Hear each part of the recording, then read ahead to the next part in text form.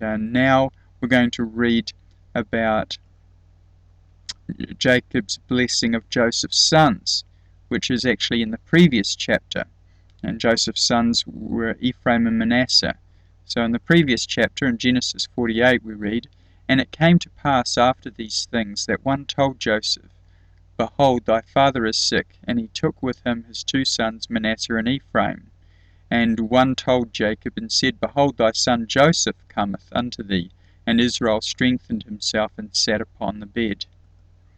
And Jacob said unto Joseph, God Almighty appeared to me at Luz in the land of Canaan, and blessed me, and said unto me, Behold, I will make thee fruitful, and multiply thee, and I will make thee a multitude of people, and will give this land to thy seed after thee for an everlasting possession.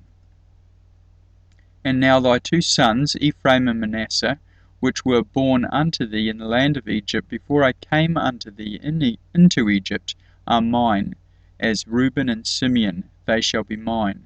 And thy issue which thou begettest after them shall be thine, and shall be called after the name of their brethren in their inheritance."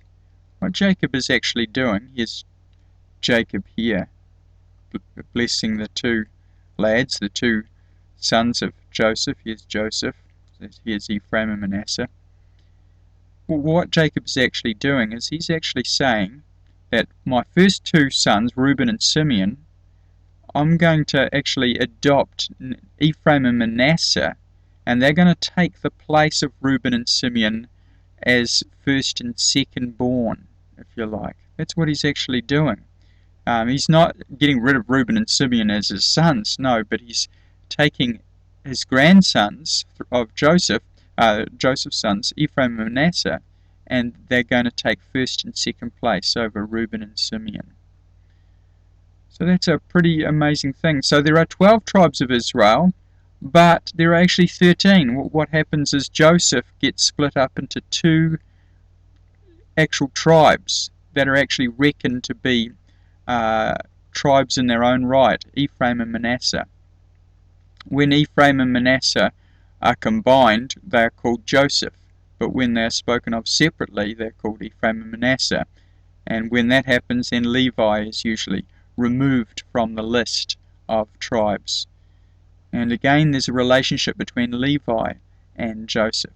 Levi does something that the firstborn does, which is he operates as a priest, and Yahweh took the Levites to be for the firstborn of all the families of Israel to perform the duties of the tabernacle and priesthood.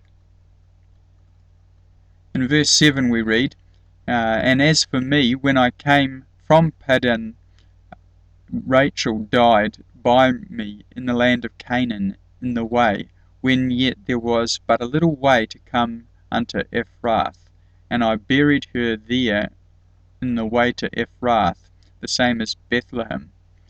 Interestingly, Ephrath is the feminine version of Ephraim, which means to be fruitful. And Israel beheld Joseph's sons, and said, Who are these? And Joseph said unto his father, They are my sons, whom God hath given me in this place.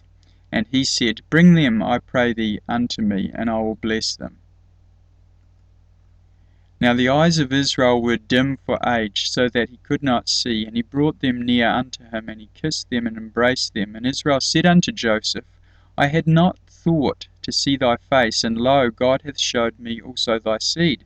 And Joseph brought them out from between his knees, and he bowed himself with his face to the earth. And Joseph took them both, Ephraim in his right hand toward Israel's left hand, and Manasseh in his left hand toward Israel's right hand, and brought them near unto him. And Israel stretched out his right hand, and laid it upon Ephraim's head, who was the younger, and his left hand upon Manasseh's head, guiding his hands wittingly, for Manasseh was the firstborn. And he blessed Joseph, and said, God, before whom my fathers Abraham and Isaac did walk, the God which fed me all my life long unto this day, the angel which redeemed me from all evil, bless the lads, and let my name be named on them, and the name of my fathers Abraham and Isaac, and let them grow into a multitude in the midst of the earth.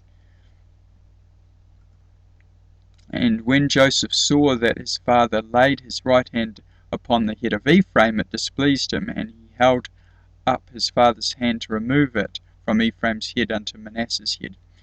Ephraim was not the oldest; it was Manasseh. So Jacob was actually blessing Ephraim as the firstborn of Joseph instead of Manasseh, and Joseph thought he was making a mistake, but he was being led by the Spirit, and Ephraim was going to be the one that receives the right of firstborn.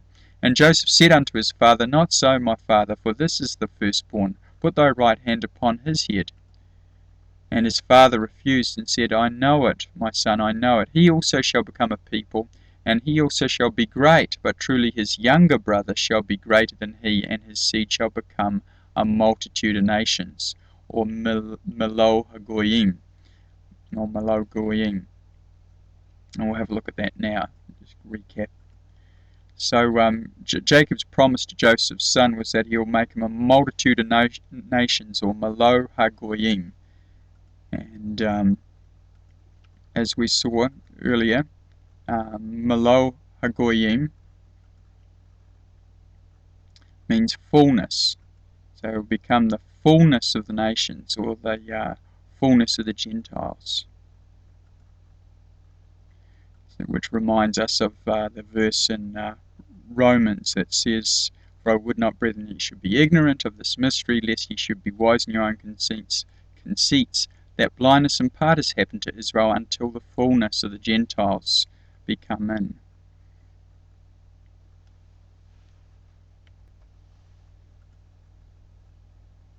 Okay, let's continue. And he blessed them that day, saying, And these shall Israel bless, saying, God make thee as Ephraim and Manasseh. And he set Ephraim before Manasseh. And Israel said unto Joseph, Behold, I die, but God shall be with you, and bring you again unto the land of your fathers. Moreover, I have given to thee one portion above thy brethren, which I took out of the hand of the Amorite with my sword and with my bow. So there we have the history of Joseph. So Yahweh has promised a great deal to Joseph and his two sons, basically to be fruitful, and they get the right of the firstborn. So Joseph and his descendants become the leaders of the northern tribes, or the 10 tribes. And we're going to read now about the sad division of the house of Israel and the house of Judah.